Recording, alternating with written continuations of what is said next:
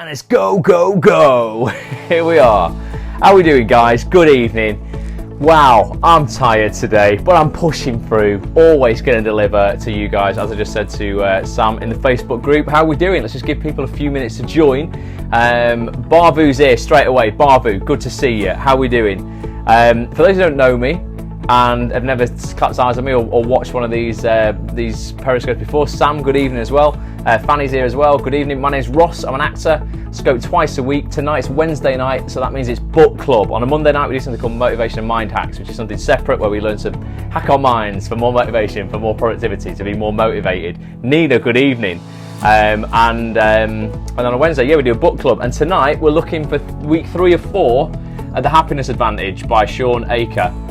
It's 7 principles that fuel success and performance at work. Ultimately, guys, it goes like this, doesn't it? The happier you are, Chris Stone Films in the house, the happier you are, the more motivated you're going to be. Okay, the more fulfilled you are in your life, the more motivated you're going to be. You're going to get up in the morning, things are going to be going well for you, you're going to be happy, thus you're going to take more action. Girly whirly, good evening. The action that you take determines the results that you get, which feeds back into your belief and your fulfillment.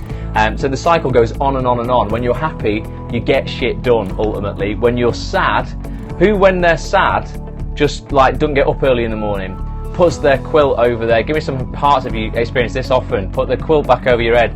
Just give yourself another 5 minutes in bed. Oh, just 5 more minutes, 5 more minutes. Oh, I feel shit about something that happened yesterday, so 5 more minutes. That leads to 20 minutes. That leads to an extra hour in bed. Then you start hating on yourself because you spent an extra hour in bed. You're like, I'm a terrible person. I've wasted the day. I should have been up. Oh my God. I've been there. Like, I've definitely been there. It's not a good place to be. Then you're not productive when you're in that place. So the happiness advantage, the entire basis behind it, is to literally scientifically hack your brain to produce more happiness chemicals, the things like dopamine, serotonin, oxytocin, the good chemicals, the feel good, the motivational chemicals that are going to help you get more done. Talking about getting more done, whilst people were just joining for a second, I literally just thought for a second then, anytime I go on Facebook, I'm like, I spend time on the Acts on This group. So if you're not a member of the Facebook group that we run here, I run a website for actors called actsonthis.tv, and we've got a private Facebook group where all us guys on here hang out, spend a lot of time in it, and I know you guys spend a lot of time in it. Look at what you're missing by spending time in that group and actually not spending time just on other videos on Facebook.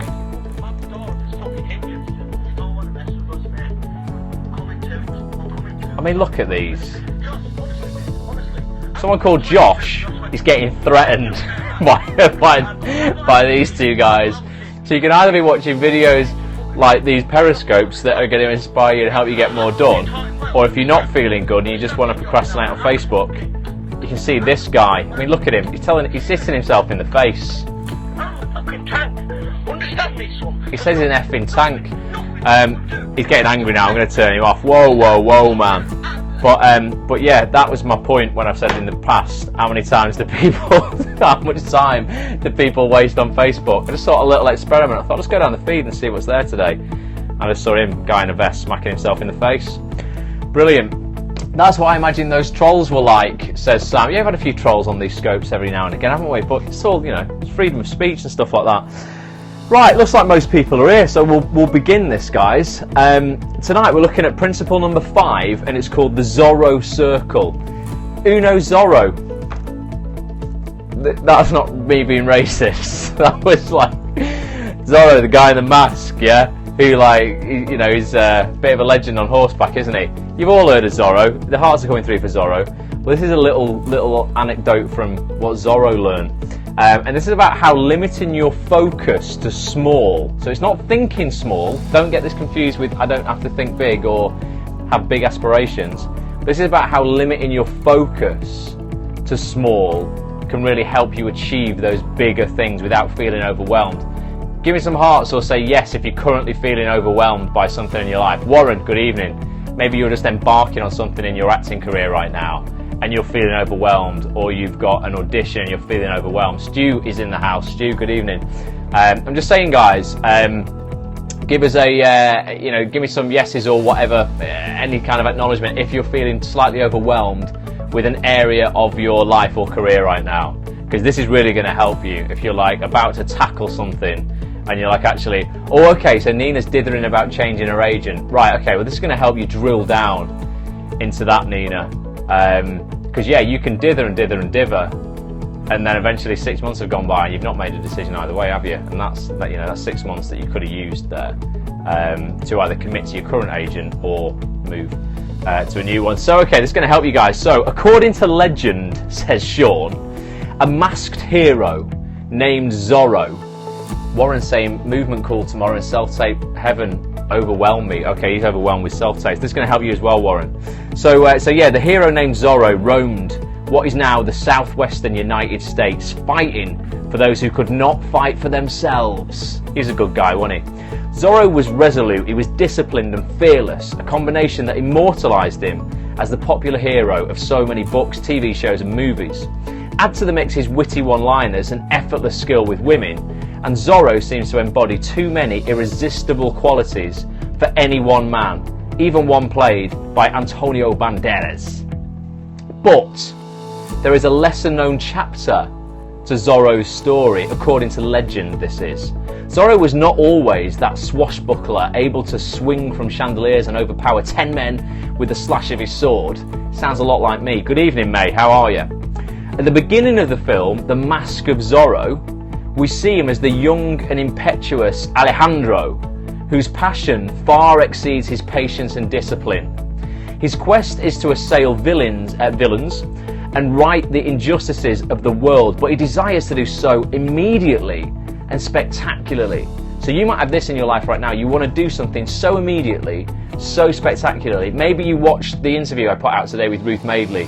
Ruth, 29, never been to drama school, got nominated for the leading actress BAFTA opposite Sheridan Smith and Saran Jones earlier this year, and Claire Foy. You might be like, man, I'm 29, or I'm older than that, I want a BAFTA now. Okay, you might want it all and you're being impatient now. This is what Zorro was like when he first started out. So he says, the higher he flies, the farther he falls at the beginning of the film, until he soon feels out of control and utterly powerless. By the time the aging swordmaster Don Diego meets him, Alejandro is a broken man, a slave to drinking and despair. But Don Diego sees the young man's potential and takes him under his wing, promising Alejandro that mastery and triumph will come with dedication and time. In the hidden cave that serves as Don Diego's lair, the elder swordmaster begins Alejandro's training by drawing, this is important, a circle in the dirt. Okay? Hour after hour, Alejandro is forced to fight only within the small circle. As Don Diego wisely tells his protege, this circle will be your world. Thanks for sharing the scope, Sam. This circle will be your world, your whole life, until I tell you otherwise. There is nothing outside of it. Once Alejandro masters control of his small circle, Don Diego allows him to slowly attempt greater and greater feats, which one by one he achieves. Soon he's swinging from ropes, beating his trainer in a sword fight, even performing a set of push-ups over burning candles, which I would not recommend to anybody. Shawn said it's not one of the most practical skills to own, but cinematically it's impressive nonetheless. Don't do press-ups over burning candles. You could burn your nips or anything. Bad news. But none of these achievements would ever have been possible had he not first learned to master that small circle. Okay? Before that moment, Alejandro had no command over his emotions, no sense of his own skill, no real faith in his ability to accomplish a goal. And worst of all, this is so important, no feeling of control, okay, over his own fate or anything that he was doing. Only after he masters that first circle does he start to become Zorro, the legend. Anna's here, good evening. So control is so important, guys. Who's been going into an audition room knowing that they've not learnt their lines properly, or they've not had time to block it out in their head, or they've not spent enough prep time. We feel our most vulnerable, and we perform at our worst, and we feel like, you know, well, out of control, our least in control when we are least prepared, or, you know, we feel we are least capable of performing that job. And you might, right now, if you are thinking big and you're impatient like Zorro was at the start, and you want it all now, you might be feeling out of control, because, well, that's just what happens to us when we don't zone in on the things that we can control, that make up that bigger goal. So let's look at the circle of control then. So getting control in your life. This is how we do it. The concept of the Zorro circle. Steph's here. Good evening, Steph. New name, not seen you before. Let's know where you're viewing from. So we're talking about control, how you can get hold of control, Steph. So the concept of the Zorro circle is a powerful metaphor for how we can achieve our most ambitious goals in our jobs. There's loads of new names. Lawrence is here as well. Someone else is here. A few other people are here. Maybe they're joining from Sam's share. We're looking at the Happiness Advantage, guys, a book by Shawn Achor, and we're looking about how you can get control back in your life tonight.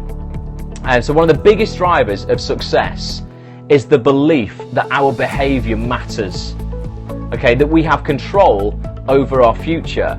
Yet when our stresses and workloads seem to mount faster than our ability to keep up, feelings of control are often the first things to go. Give me some hearts if you're feeling that at the moment, especially when we try to tackle too much at once. So Nina, you're dithering about your agent right now.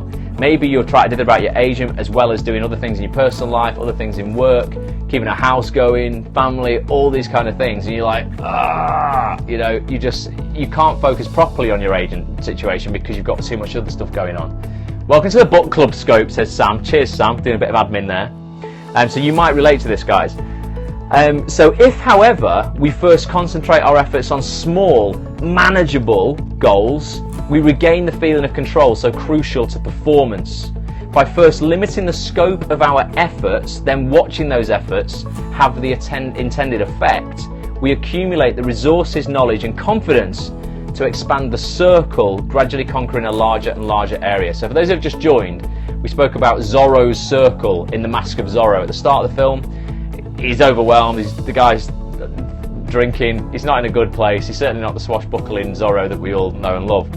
His trainer, Don Diego, draws a small circle in the dirt and he says, right, you are just going to master this small circle initially. And then gradually over time, he takes on more and more and more, he becomes more and more capable, and then he can accomplish and tackle those big things that he wants to accomplish. If there's big things you want to accomplish in your life right now, looking at the whole is going to overwhelm you. We need to look at the smaller parts that make up that whole. So he says, Don Diego didn't teach young Alejandro how to be a swashbuckling swordsman overnight. Zorro started small, then little by little mastered his ever-widening circle. His legendary success followed from there. Now we're going to look at a little bit of science about how mastering your small circle will give you that feeling of control that we all crave, that will make us happier and will make you more motivated. Even, guys, there's been scientific studies on this. When people feel in control of even the smallest thing, it can lengthen your life. It sounds far-fetched, but you can literally add time to your life, cut your risk of coronary heart disease, stroke, all those kind of cortisol-based stresses, in our bodies, by mastering the smaller circles, gaining control, and then growing from there. So this little bit of the chapter is called Tending Plants and Careers, the Importance of Control. So Shawn says, feeling that we're in control, that we are masters of our own fate at work and at home, is one of the strongest drivers of both well-being and performance. Among students, greater feelings of control lead not only to higher levels of happiness, but also a higher grades and more motivation to pursue the careers they really want. Similarly, employees who feel they have high levels of control at the office are better at their jobs and report more satisfaction. These benefits then ripple outward. Okay, so a 2002 study of nearly 3,000 wage and salary employees for the National Study of the Changing Workforce found that greater feelings of control at work predicted greater satisfaction in nearly every other aspect of their life. So for actors, the one thing that we, least have control of, sometimes it feels, is our careers. But this is the thing that if you can grasp and focus on to gain more control in your acting career, you're going to feel more control of every other aspect of your life, and that ripple effect will just ripple outwards. So let's have a look. People who felt in control at work, also had lower levels of stress, work-family conflict, and job turnover. Interestingly, psychologists have found that these kind of gains in productivity, happiness, and health have less to do with how much control we actually have, and more to do with how much control we think we have. So sometimes you only need to actually think you have more control than you actually do. Okay, and there's a way you can do that, and there's two types of people in the world who you've either got one or the other of these things we're going to talk about. So he says, remember that how we experience the world is largely shaped by our mindset, and it is what all these periscopes are about, how you can shape your world through your mindset. Okay, well, the most successful people in work and in life are those who have what psychologists call an internal locus of control. So an internal locus of control. The belief that their actions have a direct effect on their outcomes. People with an external locus, on the other hand, are more likely to see daily events as dictated by external forces. So they're the people with the fixed mindsets who think that life happens to them.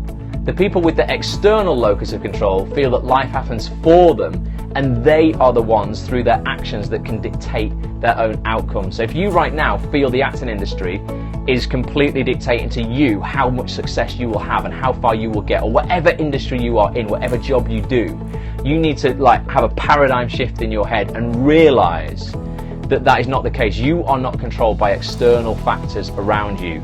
You can completely control how you react to any situation, and your actions are the only thing that's going to dictate your outcome. So give me some hearts if you're going to believe in that, all right? Because it's so true. You've got to believe that you and your actions are the thing that's going to dictate your outcome. Otherwise, you will always play victim to the world. You will always feel that life happens to you, and ultimately, you might as well pack it in.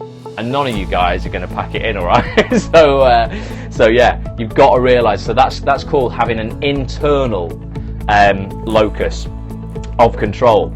So it's easy to see why the former, the internal locus, is more adaptive in work situations.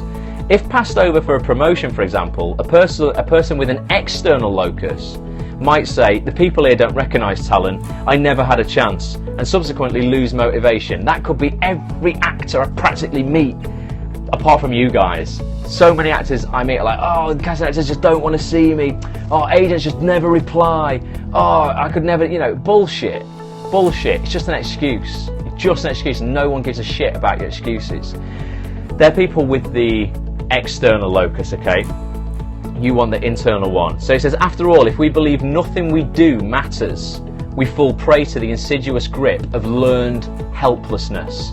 That's like a phrase that, I think all actors need to understand. So many people have a learned helplessness. Okay, so Shawn says he described in the last chapter, which we haven't read, so get the book if you want to read that. He describes learned helplessness in the last chapter. He says, on the other hand, someone with an internal locus will look for what he or she might have done better and then work to improve in that area. Remember what I've said to you, the most successful people in the world, every no they get, and this happens in sales as well, every no I used to get when I used to work in sales, in retail, I felt was one step closer to a yes. If another customer came through the door, okay, he's a no, but the next guy, I'm probability-wise getting closer and closer and closer to a yes each time, every time I get a no. The losers are the people who feel they're getting one step further and further away from that yes with every no that they get. So he says, people with an external locus don't just duck the blame for failure, though. They also miss out on the credit for their successes. And you might know people like this, which can be equally maladaptive because it undermines both confidence and dedication. Shawn says he once worked with a client who had such an external locus of control that no matter how many accolades she received, she always said that she just got lucky, or that a boss had been easy on her. She never felt that her own actions had much impact on her achievements, and as a result she was never truly engaged or fulfilled with the work. So that's another thing that I see. I know one person in particular in the acting industry who constantly believes that their success is down to everything else but their talent. And I'm like, seriously, you need to believe that your actions and your talent right now is dictating your success, because it is, and it's plain for everybody else to see. This particular actor has such an external locus of control that they feel that, you know, they're just getting lucky every time. And there's no fulfillment in that, because they feel like a fraud, or when am I going to get found out? I hear this quite a lot from people. So one of the best places to understand the effects of locus of control on performance is in the world of sports. Think about how the best athletes act in those ubiquitous post-game press conferences. Do they blame their losses on the sun for getting in their eyes, or horoscopes, or lucky streaks? No. When they win, they graciously accept the praise they receive, and when they lose, they congratulate their opponent on a job well done. Believing that, for the most part, our actions determine our fates in life, it can only spur us to work harder. And when we see this hard work pay off, our belief in ourselves only grows stronger. It's what I teach so much in Bulletproof Actor. All begins with a belief in your potential, dictates the action that you take, like I said at the start of this scope. If you've got a big belief in your potential right now, if you believe, and I sent an email out just tonight at 8 o'clock, check your inboxes if you're on the mail list. If you believe you have the chance, you have the potential to win a BAFTA, then you're going to see way more opportunity and feel way more motivated to do the work required to achieve that.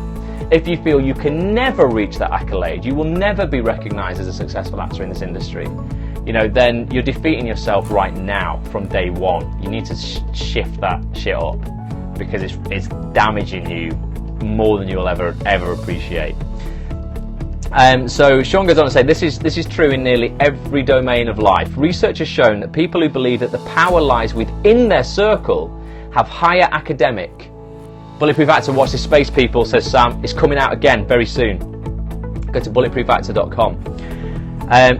It's people who believe that the power lies within their circle have higher academic achievement, greater career achievement, and are much happier at work.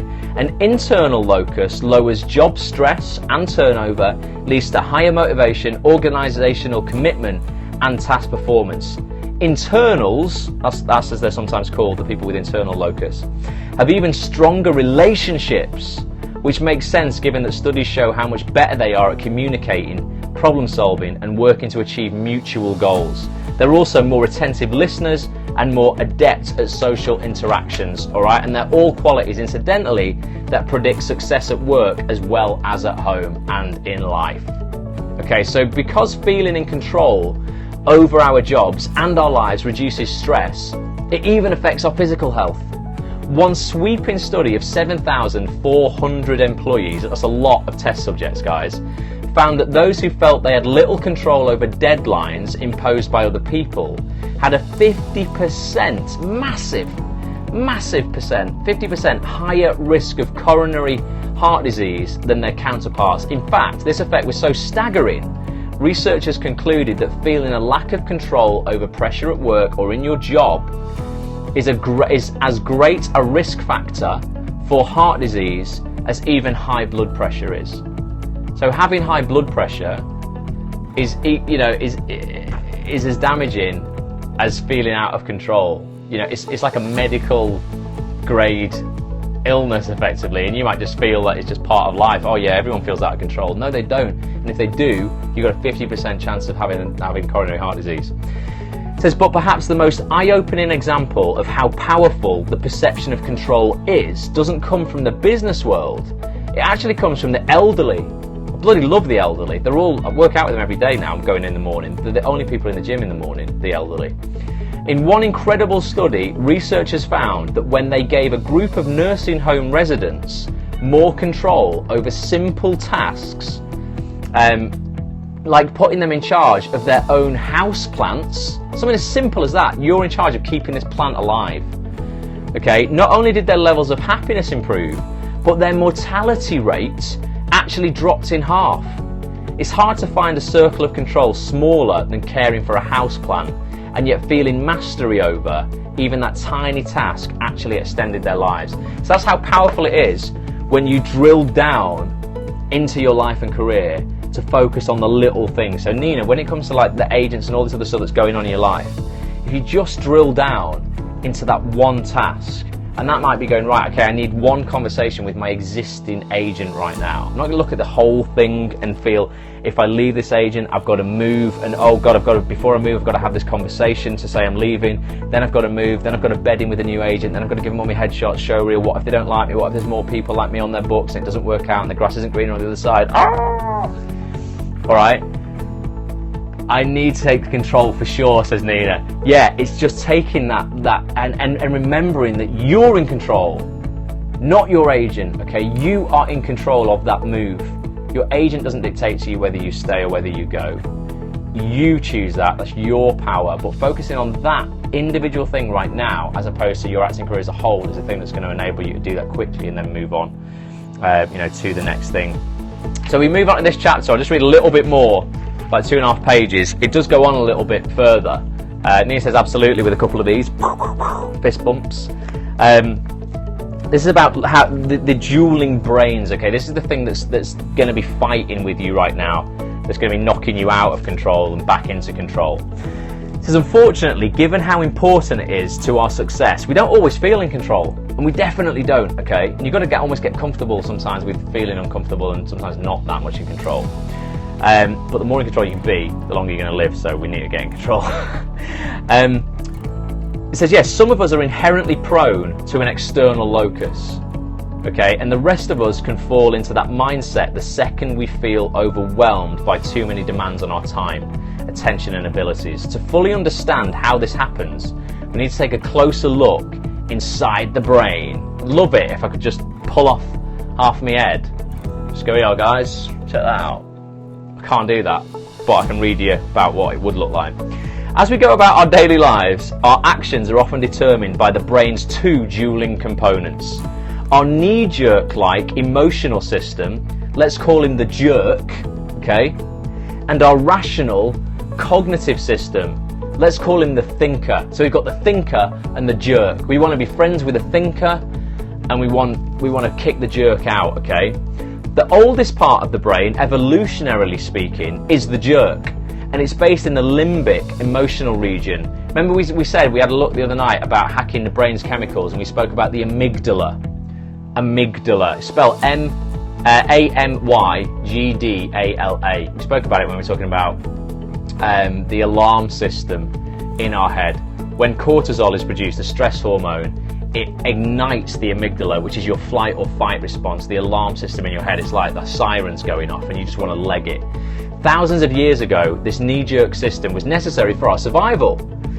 Back then, we didn't have time to think logically when a saber-toothed tiger jumped out of the underbush. Instead, the jerk readily leapt into action. The amygdala sounded the alarm, flooded our body with adrenaline and stress hormones, and sparks an immediate innate reflex, a fight or flight response. It's thanks to the jerk, really, that we're all sitting here tens of thousands of years later. So thanks, jerk, but we don't need you that much anymore. Today, fortunately, few saber-toothed tigers stalk our office parks. In the modern world, where life's problems are usually more complicated than flee or be eaten, the jerk's reflexive responses can sometimes do more harm than good. In particular, when it comes to decision making, alright, and you might relate to this, the jerk often gets us into a lot of trouble. That's why over thousands of years of evolution, we've also developed the thinker, the rational system in the brain that resides mostly in the prefrontal cortex, the front of your head. This is what we use to think logically. Okay, draw conclusions from many pieces of information and plan for the future. The thinker's purpose is simple, but it reflects a huge evolutionary leap. Think, then react, not react, then think later. Who's reacted in the heat of the moment with a friend, or they've snapped at someone, or they've kicked off, or they've had a fight, taken something the wrong way, because your amygdala's gone off, stress hormones have kicked in. When you realise, guys, literally when you feel like shit or you feel angry, all it is your body creating a chemical. You can control yourself a lot more because you're like, oh wait a minute, I actually know why I feel like this. Don't worry about this idiot in front of me who's making me feel angry. My body's reacting, creating these chemicals. I'm just going to tell it not to create anymore. Get a lot of control back that way. It says, mostly our daily challenges are better served by the thinker, but unfortunately when we're feeling stressed or out of control, the jerk tends to take over. This isn't something that happens consciously, instead it's biological. When we're under pressure, the body starts to build up too much cortisol, the toxic chemical associated with stress. Once the stress has reached a critical point, even the smallest setback can trigger an amygdala response, essentially hitting the brain's panic button. Your brain's like, press the F it button, I call it, and then you do something you regret. When that happens, the jerk overpowers the thinker's defenses, spurring us into action without conscious thought. Instead of think then react, the jerk responds with flight or fight, and we've become victims of what scientists call emotional hijacking. Now, I'll read this last little bit actually. Over the past decade, researchers have been evaluating how this kind of emotional hijacking affects performance and decision making at work. In one study, this is interesting, psychologist Richard Davidson used his expertise in neuroscience to pinpoint why certain people were particularly resilient in the face of stress, while others were so easily debilitated by it. He put both groups in identical high-stress situations, like problem-solving math problems in a short amount of time. Who gets dead nervous when the countdown conundrum's on? And you're getting dick, boom. It sets me off, that. I'm just like, oh, that's high pressure, innit? So it was an experiment a bit like that. So he says, yeah, he put both groups in identical high-stress situations like problem-solving in a short amount of time or writing about the most upsetting moment of their lives, while he simultaneously tracked their brain function using functional magnetic resonance imaging, or fMRI. As each subject tackled the challenge at hand, Davidson watched both the rational and reflexive parts of the brain light up on the brain scan, dueling for supremacy. So you've got the jerk and the thinker fighting each other during this task that they're doing. When he compared the patterns, he found that in the resilient individuals, the prefrontal cortex rapidly won over the limbic system. In other words, the thinker took over almost immediately from the jerk. Okay, the easily troubled group, on the other hand, exhibited a continuous rise in amygdala activity, which meant that the jerk had hijacked the thinker, overwhelming the brain's reasoning and coping capabilities and making the distress much worse. So it goes on to talk about how that hijack actually works and how you can solve it. And ultimately what it boils down to is becoming self-aware of when this shit is happening. Okay, and actually going, right, what am I doing right now? Is this being caused by my circle right now being too big? And I need to draw Zorro's circle slightly smaller and start focusing down on something smaller than this task as a whole. And also becoming emotionally aware of the jerk and the thinker, and becoming self-aware that they both live inside your brain. So when you're feeling overwhelmed, ask yourself, does your circle need to be smaller? Can you focus down, drill down even further into this task? If you take your acting career as a whole, guys, I promise you'll become overwhelmed instantly. Because there's too many parts of it. There's too many parts of it. There's you, your training, your agent, your headshots, your show reel, your networking, your workshops, your bloody performances, your auditions, casting directors, and you just go, oh my god, this circle is like, it's the biggest circle ever. Whereas if you go, right, I need to tackle one at a time, and for you, Nina, we've already said it's your agent, forget all the other stuff right now. Draw that circle. Fanny says that's how I feel. It's how most actors feel, Fanny. It's also why most procrastinate and don't do much. You don't, you do a lot, so you're very proactive. So you must be handling it very well, but yeah, you could probably, you definitely could. We could all do better, can't we? We could all do better at handling that. We could all lower our stress levels, ultimately, be more in control, which makes us feel happier, thus be more motivated to take even more action. So just to illustrate that, we're going to talk about Zorro going to Gotham. Chris Stone, if you're still here, he's a big Batman fan. He'll like this. This is the last part I want to read. I've skipped quite a few pages, guys. So if you want to read the rest of that and how, the more detailed info on becoming self-aware of your circles, your particular circles, and your own jerk and your thinker, get the book, definitely. So it's a great book. So Zorro goes to Gotham. As a native of the Southwest, Zorro never got to fight crime in New York City, but in a way, the same lessons that made Zorro a hero have helped make New York a safer place. Zorro is Batman, says Chris. Did Antonio Banderas play Batman? Or I've never seen that many Batman films, but maybe he did, and that's what he's talking about. Anyway, in his book, The Tipping Point by Malcolm Gladwell, he recounts how city officials battled a rising crime rate. Oh, Batman is based on Zorro. Oh, okay, Chris, nice, good work. Well, he are then. So yeah, Malcolm wrote this book, and it was all about how the Gotham, New York, was battling a rising crime rate. I can't even speak.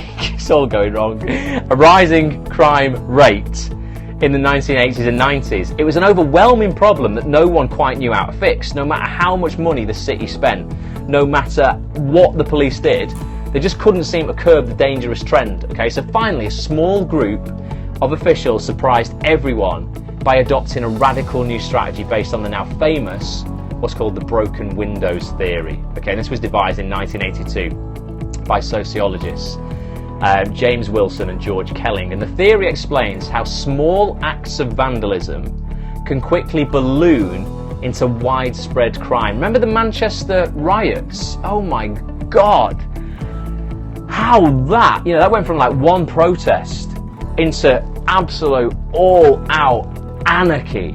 One person throws a brick through a window and there's a crowd of like 50 people, and they all think they can do it because they're untouchable, and before you know it, we've got an entire city that's burning, being looted, it's on fire. That's what the broken window principle is, guys.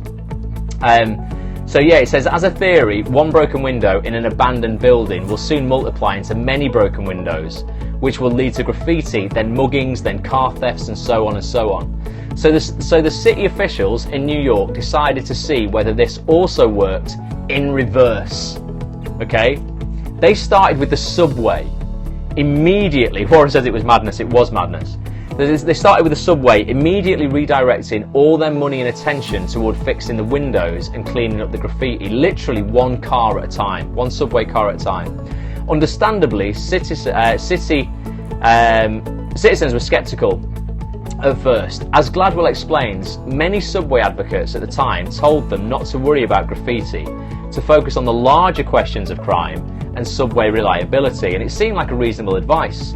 Worrying about graffiti at a time when the entire system was close to collapse seems as pointless as scrubbing the decks of the Titanic as it headed towards the icebergs. But despite the cries of these detractors, the city officials stuck to their plan, slowly expanding their efforts to include more and more subway lines. The hipsters here, good evening. Until all of the trains in the city were clean. And as their circles, remember the circles, started to expand, so did their results. Before long, subway crime of all kinds, from fare beating to armed robberies, had dropped rapidly. Then they expanded their circle by cleaning up graffiti in the city at large, and amazingly, they soon saw crime fall across the board. The point, small successes can add up to major achievements. All it takes is drawing the first circle in the sand. Boom! And that's that chapter. It's a really powerful, important message. It's something that, like, I'm sure you've heard before, or if you've ever done any kind of goal-setting program or anything like that, but it really is all about drilling down. It's about thinking big, having the big circle of what you want, in total, your super objective. It's almost like when you're breaking down a scene. You've got your super objective for the scene, and then you've got your other objectives within the scene, how your tactics and how you use those in order to get what you want at the end of a scene if you're an actor. But you've got to do that with your life and your career as well, otherwise you're just going to get overwhelmed. So if you can start drawing a small circle in the dirt right now, just like Zorro did. Watch the Mask of Zorro. You'll see him doing the push-ups over the candles. Don't do that though. And then once you've mastered that small circle, draw a slightly bigger one, get out of that one, master that one, and then so on and so on. And those small things, as small as they seem at the time, seriously guys, add up to much bigger things. I've seen this in my own life. I have always wanted Act on This to be a TV chat show from the start. 5 years ago when I set it up, I knew that wasn't possible. I couldn't afford the kit. I didn't have any kind of outreach, any kind of network, any kind of following. There was no return on any investment I was making back then. I didn't have the technical skills. I didn't really have the ability as an interviewer back then to do that. If I'd have gone for that on day one, oh my God, I'd been completely overwhelmed and completely failed.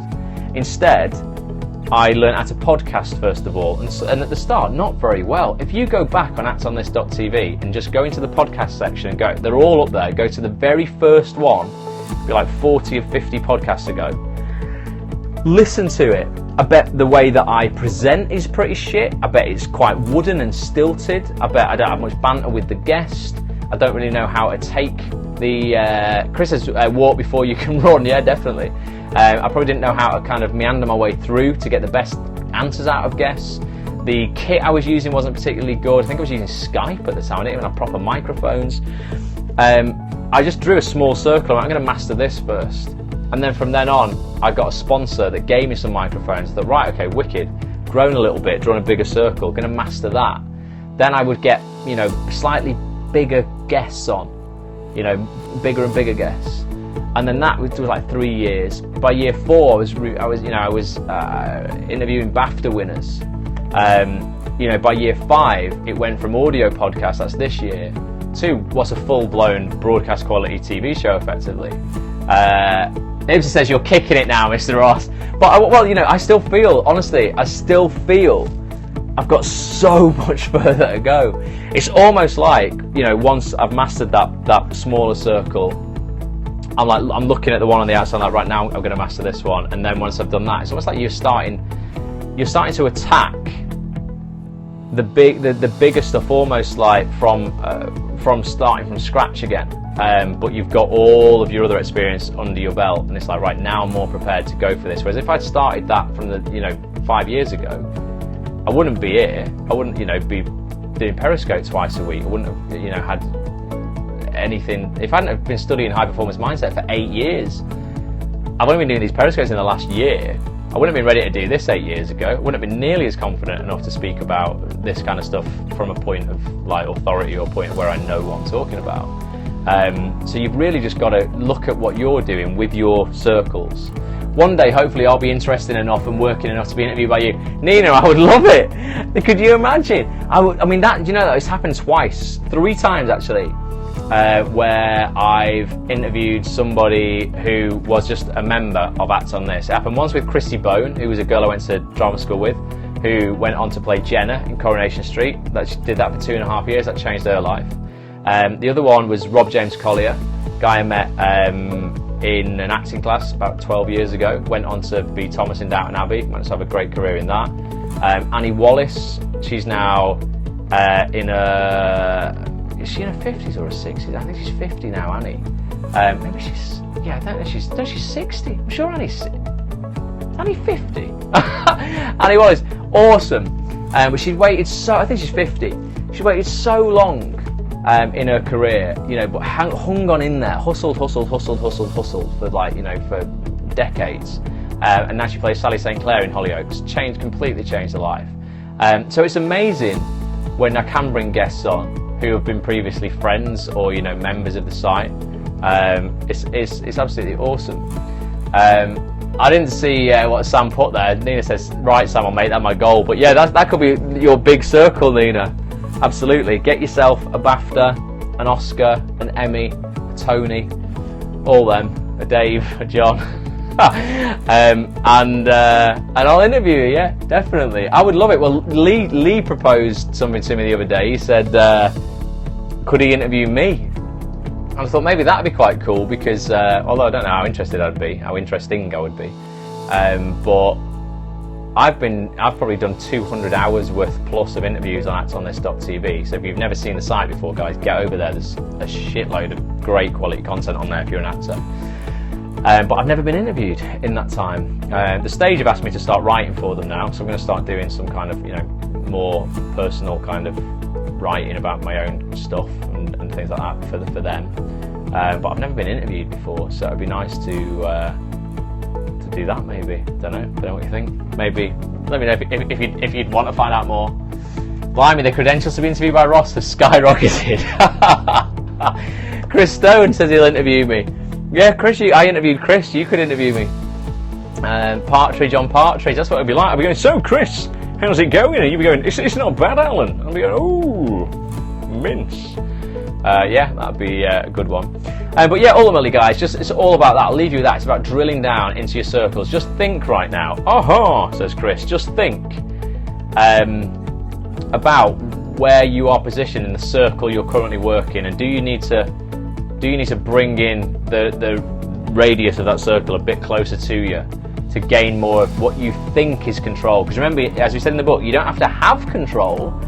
We work better when we just think we've got more control. Okay, you don't actually have to have the control, but we work better when we think we have. So the more the positions you can put yourself in where you think you are in control, the better. I mean, ultimately, who's really in control?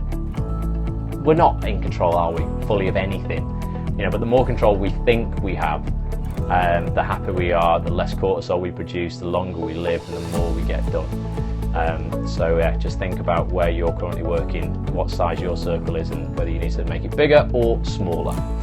So awesome. So if you want to get the book, if you're watching on the replay, click the link below this video and you'll be able to just go straight through to amazon.co.uk and get it. If you're in America, get yourself over to amazon.com.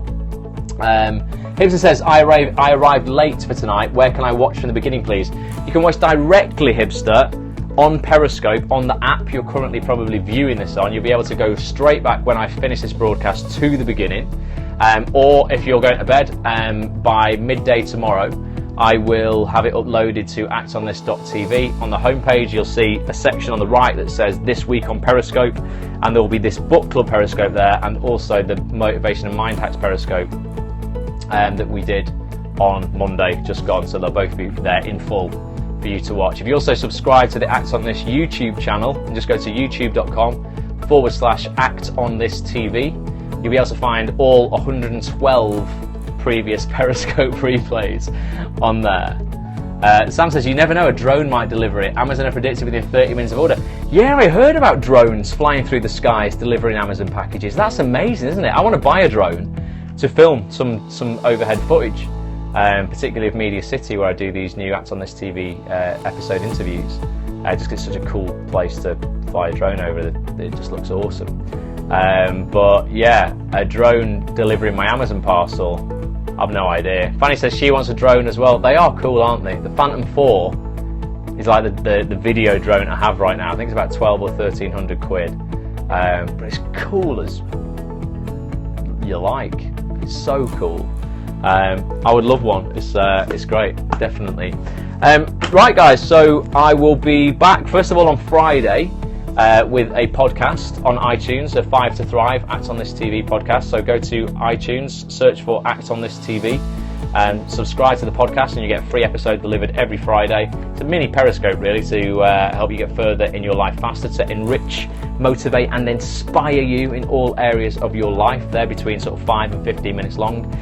And then on Monday, I'll be back with Motivation and Mind Hacks. No idea what we're going to be talking about. It'll probably be dictated to me by whatever happens to me over the next few days. If you've got any suggestions, please tweet me at Ross A. Grant, or tweet the site at ActOnThisTV as well. And please go and watch, if you've not done already, go and watch Ruth Madeley's interview. Who's watched it yet, and what do you think of it so far? What do you think of the Act On This TV episodes in general? There's 2 available right now. One with Chris Stone, who's on here tonight, and one with BAFTA nominee Ruth Madeley. What do you think of them? How do you think they're shot? Do you think they're cool? Who would you want on next? Thanks, Warren. Cheers for showing up tonight, mate. Appreciate it. Sam says she's in the middle of watching. Well, make sure you, if you remember on Act On This, you log in and leave a comment under it. It'd be great if you left a comment under it on the actual page, because Ruth sees that as well. Or tweet Ruth as well, at Ruth_Madeley, once you've seen it. Sam says quality is mint. Take that as urban talk for quality is very good. I think they are cool. The first guest was awesome, says Chris. That's because you were the first guest, Chris. But yeah, thank you. And Chris is the director for these as well, so he films them all. So we've got Chris to thank for them looking so good. Cheers, Nina. Yet to catch up on Ruth, production company maybe. I've got Tom Sherry coming on from Red Productions. He's the executive producer at Red, so your wish is my command, Nina. No worries. But yeah, please keep your comments coming. Join the Facebook group, facebook.com/groups/ActOnThisTV. And I will be back very soon for some more. Appreciate you guys. If you're watching on the replay, appreciate you as well. Thanks for sticking with me. Come and join us live next time. Sleep well, everybody. Sam says the first guest was cool. Sam likes Chris. That's because Sam wants to be in Chris's showreel scenes, because he's always in them. Good job though, Sam. You play some good characters. Cheers, Fanny. Thanks for showing up tonight. Appreciate you all, guys, and I'll catch up with you soon. Bye for now.